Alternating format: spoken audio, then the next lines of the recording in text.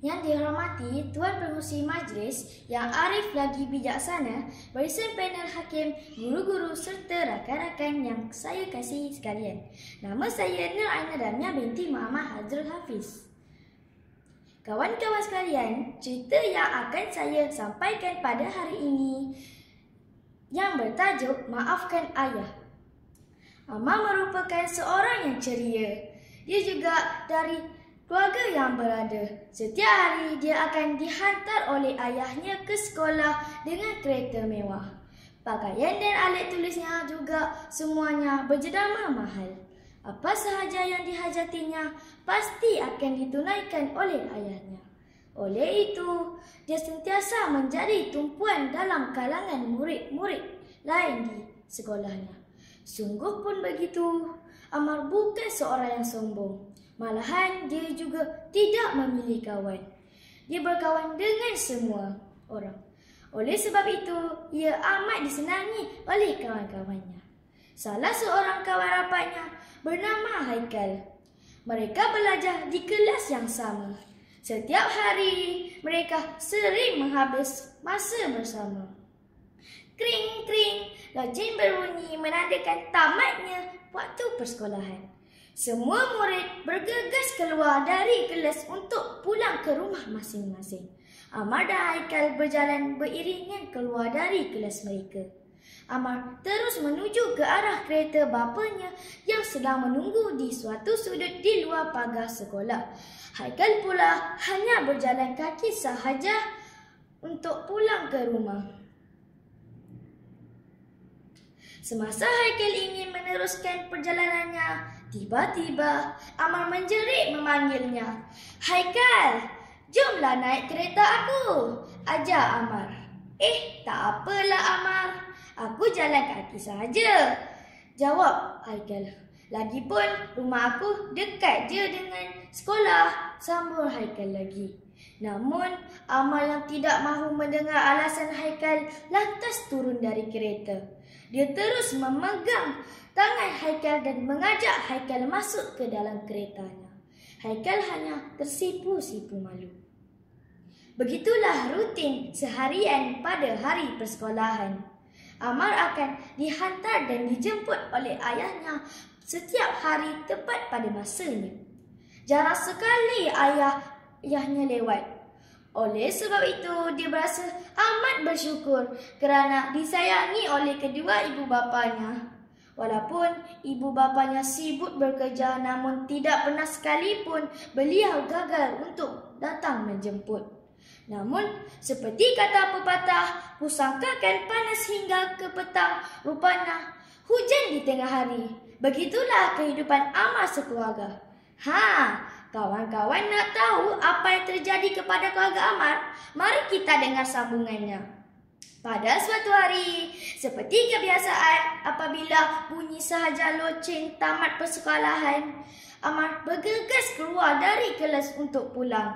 Hatinya berbunga-bunga kegembiraan. Pada hari ini, ayahnya sudah berjanji membawanya ke suatu tempat bagi menyambut hari lahirnya. Sambil berjalan, Amar teringat akan perbualan dia dan ayahnya 2 hari lepas. "Amar, hari lahir Amar tahun ni, ayah ada kejutan istimewa untuk Amar tahu," kata Encik Zaki kepada Amar. "Wah, hadiah istimewa? Seronoknya. Tak sabar Amar nak tunggu," kata Amar kegembiraan. "Terima kasih ayah, sayang ayah," ucap Amar lagi sambil mencium ayahnya dengan mesra. Ibunya hanya mendengar perbualan 2 beranak itu tersenyum manis. Amar sememangnya lebih rapat dan manja dengan ayah berbanding ibunya. Masa terus berlalu, Amar melihat jam yang dipakainya. Jam sudah menunjukkan pukul 2 petang. Namun, kelibat ayahnya masih belum kelihatan. Di mana ayah ni? Sampai sekarang pun tak sampai-sampai lagi," rugut Amar. Amar terus menunggu dengan sabar. Mungkin ayah mesyuarat atau jalan sesak, fikir Amar lagi.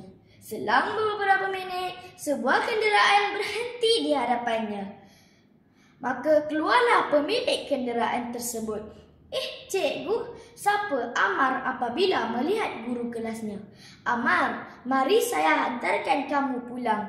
Hari ini ayah kamu tidak dapat mengambil kamu," jelas guru kelasnya dengan panjang lebar. "Tapi kenapa cikgu?" tanya Amar kehairan. "Tak apa, nanti sampai di rumah kamu akan tahu jawapannya," jawab guru kelasnya dengan nada yang agak sayu. "Baiklah, terima kasih cikgu," ucap Amar lalu masuk ke dalam kereta Toyota Vios milik guru kelasnya itu. Apabila tiba sahaja di rumah, kelihatan sebuah kereta pihak berkuasa yang bertulis Suruhanjaya Pencegah Rasuah Malaysia di hadapan rumahnya. Amar terus meluru ke arah ibunya. Dia melihat ibunya sedang menangis teresa-esa. "Ibu, kenapa ibu? Mengapa ibu menangis?" soal Amar bertalu-talu. "Kenapa ayah tak datang jemput Amar?" Sabar Amar lagi. Melihat akan ibunya sedemikian, Amar turut menangis. Kelihatan sosok tubuh seorang lelaki yang tangannya digari. Amar terkejut melihat keadaan ayahnya sedemikian. Amar terus meluru mendapatkan ayahnya lalu memeluk ayahnya dengan erat. "Ayah, kenapa ayah?" tanya Amar sambil menangis teresa-esa. "Lepaskan ayah saya, encik," pinta Amar. Ibunya hanya mampu melihat dalam kesedihan. Maafkan ayah, Amar, maafkan ayah. Ayah sangat menyesal," rintih Encik Zaki dalam tangisan. Beliau amat menyesal dengan perbuatannya selama ini. Hanya kerana inginkan kemewahan, beliau sanggup mengambil jalan yang singkat. Akhirnya, ayah Amar telah ditahan oleh Suruhanjaya Pencegah Rasuah Malaysia selepas dipercayai terlibat dalam kes rasuah dan pecah amanah. Begitulah seperti kata pepatah, "Sesal dahulu pendapatan, sesal kemudian tidak berguna." Sejak kejadian itu, kehidupan Amar sekeluarga berubah. Amar yang dahulunya seorang murid yang ceria, kini lebih suka menyendiri. Begitulah kesudahan cerita Maafkan Ayah. Pengajaran daripada cerita ini, kita janganlah bersikap tamak kerana akhirnya akan merugikan diri sendiri. Sekian, terima kasih. Wa taufiq wa hidayah. Wassalamualaikum warahmatullahi wabarakatuh.